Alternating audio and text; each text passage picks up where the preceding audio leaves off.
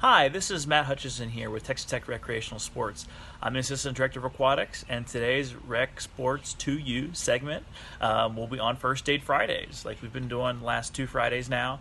Today we're going to talk about the do's and don'ts of a nosebleed. Okay, nosebleeds are pretty common, pretty easy to deal with, but there are some common misconceptions on how we approach them. So what we want to do is we want to make sure we do sit down and we lean our heads forward. While we are doing that, we want to make sure we're pinching the soft part of the nose, okay? And by doing that, it's going to help a clot form and help that nose stop bleeding. We also want to make sure if we can ice the face. So we would ice kind of the bridge of the nose area or the cheeks, and it's just going to help with the pain and the swelling. What we don't want to do is we don't want to have the person with the bleeding nose lie down or tilt their head back as they're pinching. All that's going to do is make the blood run down the throat, and it's not going to feel great, and it's also possibly going to make them sick just because blood's not supposed to go there. So we want to make sure we're taking care of them, have them lean forward and pinch that nose, not tipping back.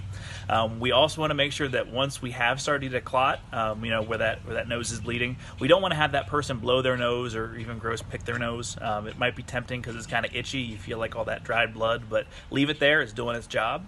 And then lastly, the thing we don't want to do is take any type of aspirin. Sometimes people have a headache, especially if they've got bounced in the head.